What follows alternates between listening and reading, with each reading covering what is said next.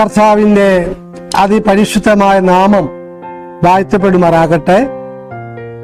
വീണ്ടും ഒരു പ്രഭാതം കണ്ട് എഴുന്നേൽക്കുവാൻ സർവശക്തനായ ദൈവം നമ്മെ ഏവരെയും സഹായിച്ചല്ലോ. ഈ ഏപ്രിൽ മാസം 17-ാം തീയതി ബുധനാഴ്ച പ്രഭാതവേളയിൽ പ്രഭാത മന്നിയിലേക്ക് ഏവരെയും കർത്താവായ യേശു ക്രിസ്തുവിന്റെ പരിശുദ്ധമായ നാമത്തില് സ്വാഗതം ചെയ്യുന്നു. ദൈവം ഏവരെയും അനുഗ്രഹിക്കുമാറാകട്ടെ, സഹായിക്കട്ടെ. എന്ന് അല്പസമയ ചിന്തയ്ക്ക് വേണ്ടി വായിക്കുവാൻ ആഗ്രഹിക്കുന്ന വേദവാക്യം സദൃശ്യവാക്യം 21-ാം അധ്യായം അതിന്റെ 15-ാം വാക്യമാണ്. അത് ഇപ്രകാരം വായിക്കുന്നു: ന്യായം പ്രവർത്തിക്കുന്നത് നീതിമാന് സന്തോഷവും ദുഷ്പ്രവൃത്തിക്കാർക്ക് ഭയങ്കരവും ആകുന്നു. ഇതിന്റെ തലക്കെട്ടായി കൊടുക്കുവാൻ ആഗ്രഹിക്കുന്നത് കാൽവരിയിലെ നീതി. കാൽവരിയിലെ നീതി. കാൽവരിയിലെ നീതി എന്തായിരുന്നു? മാനവകുലത്തിന്റെ പാപങ്ങൾക്ക് വേണ്ടി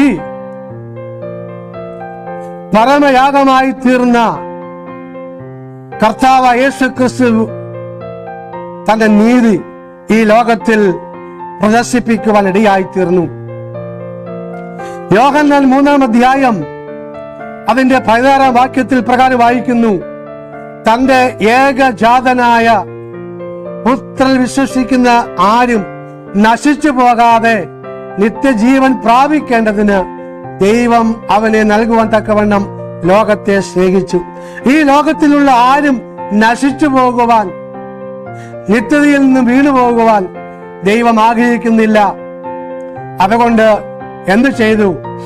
നമ്മെ നീതീകരിക്കുവാൻ, പാപത്തിൽ നിന്നും നമ്മെ വീണ്ടെടുക്കുവാൻ, ദൈവമകനായി ദൈവമകളാക്കി തീർക്കുവാൻ, ദൈവം തന്നെ തന്റെ പാപങ്ങളെ വഹിക്കുവാൻ, നമ്മുടെ ശാപങ്ങളെ, നമ്മുടെ അകൃത്യങ്ങളെ വഹിക്കുവാൻ ഇടയായിത്തീർന്നു. നമുക്ക് പകരമായിട്ട് കർത്താവ് തന്നെ യാഗമായി നമ്മെ നീതീകരിക്കുവാൻ ഇടയായിത്തീർന്നു.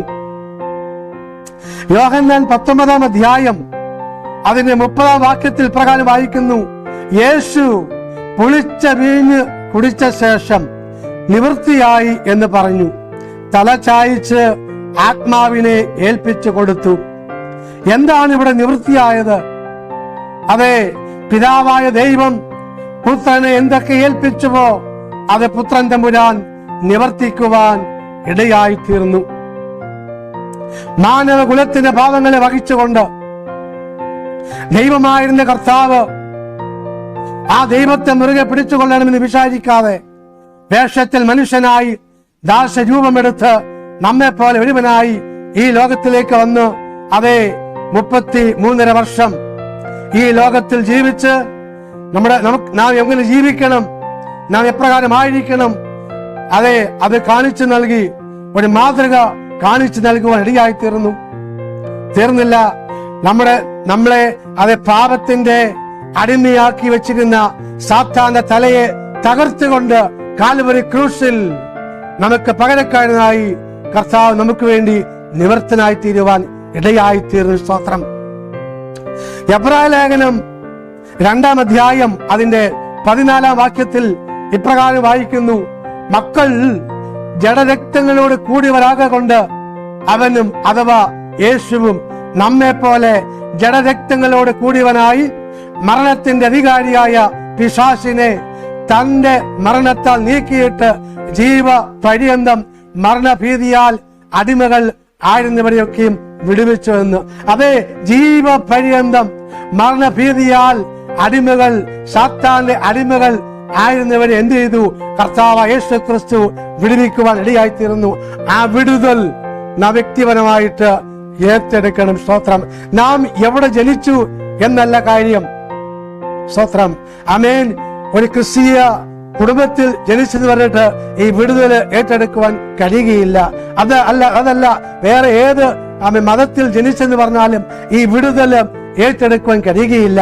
സാത്താന്റെ അടിമത്തിൽ നിന്നും വിടുതൽ പ്രാപിക്കണമെങ്കിൽ, മരണത്തിൽ നിന്നും മോചനം പ്രാപിക്കണമെങ്കിൽ എന്ത് വേണം? കാൽവരി ക്രൂശിൽ നമുക്ക് പകരക്കാരനായി തീർന്ന കർത്താവായ യേശു ക്രിസ്തുവിനെ ഹൃദയത്തിലേക്ക് സ്വീകരിക്കുവാൻ ഇടയാകണം. നമ്മുടെ പാപങ്ങൾ ഏറ്റുപറയണം. സ്തോത്രം. വചനം പറയുന്നു, യേശുവിന്റെ രക്തം സകല പാപവും പോക്കി നമ്മെ ശുദ്ധീകരിക്കുന്നു. സ്തോത്രം. അങ്ങനെയെങ്കിൽ ആ യേശുവിന്റെ രക്തത്തിൽ നമുക്ക് ആശ്രയിക്കാം.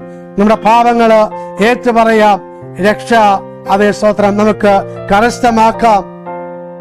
ദൈവകൽപ്പനകൾ അനുസരിച്ച് ദൈവഹിതപ്രകാരമുള്ളൊരു അതേ സ്തോത്രം ജീവിതം നമുക്ക് നയിക്കാം. വചനം പറയുന്നു, അവനെ കൈക്കൊണ്ട് അവന്റെ നാമത്തിൽ വിശ്വസിക്കുന്ന ഏവർക്കും ദൈവമക്കളായി തീരുവാൻ അവൻ അധികാരം കൊടുത്തുവെന്ന്. സ്തോത്രം. അങ്ങനെയെങ്കിൽ ആ ദൈവമകൻ, ആ ദൈവമകൾ എന്നുള്ള പദവി നമുക്ക് ഏറ്റെടുക്കാം. നമുക്ക് ഒരുമിച്ച് പ്രാർത്ഥിക്കാം.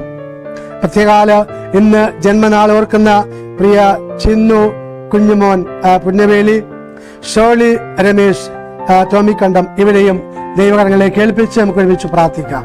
പരിശുദ്ധനായ ദൈവമേ, സ്വർഗീയ പിതാവേ, ഈ നല്ല സമയത്തിനായിട്ട് നന്ദിയോടെ തിരുനാമത്തിന് സ്തോത്രം ചെയ്യുന്നു.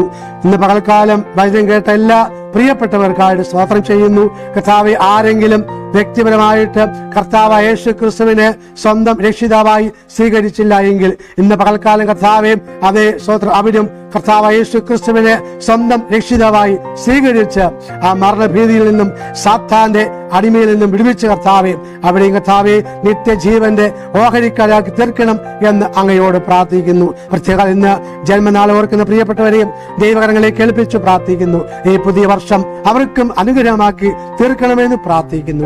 സകല മാനവും മഹത്വവും പുകഴ്ചയും അങ്ങേക്ക് അർപ്പിക്കുകയാണ്. പ്രാർത്ഥന കേട്ടിയ സ്തോത്രം. കർത്താവായ യേശു ക്രിസ്തുവിൻ തന്നെയുള്ള നാമത്തിൽ തന്നെ ആമേൻ. സർവ ശക്തനായ ദൈവം ഏവരെയും സഹായിക്കുമാറാകട്ടെ, അനുഗ്രഹിക്കുമാറാകട്ടെ. ഒരു നല്ല ദിവസം നേരുന്നു. ആമേൻ.